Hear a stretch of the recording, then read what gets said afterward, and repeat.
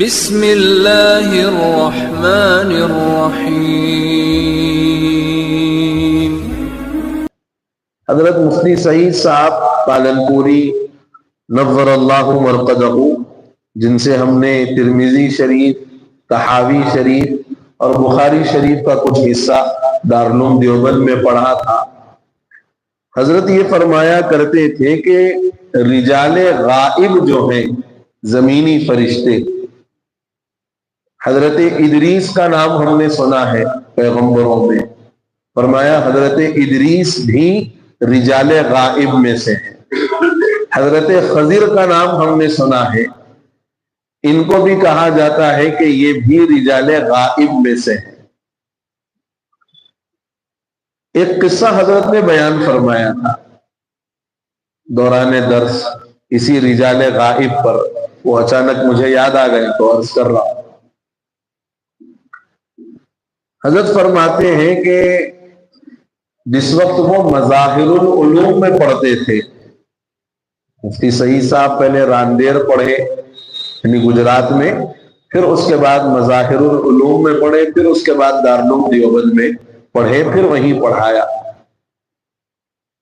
تو مظاہر سے جب سالانہ چھٹیاں ہوئی تو پالنپور کے ریلوے اسٹیشن پر جب وہ اترے، رات کافی ہو چکی تھی، اندھیری رات، اور اس دور کی بات، تو گھر جانا ہے اور راستے میں بجلی کوئی نہیں اور اندھیرا ہے راستہ بالکل۔ کچھ دور چلنے کے بعد حضرت مفتی صاحب کے علاقے کے ایک صاحب آئے، الیک سلیک ہوئی، تو پوچھا میاں کہاں سے آ رہے ہو؟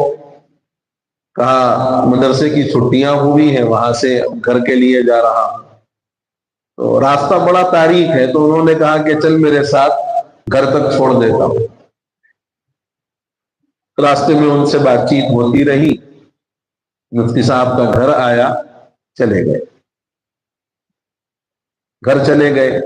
صبح فجر کے بعد جب سب سے ملاقات ہوئی تو مفتی صاحب نے کہا کہ رات فلاں وقت میں ریلوے اسٹیشن پر اترا اور وہاں سے فلاں چچا نے میرے ساتھ جو ہے گھر تک کا سفر کیا اور مجھے گھر پر لا کر چھوڑ کر گئے۔ تو گھر والوں کو بڑا تعجب ہوا کہ بھئی کون چچا؟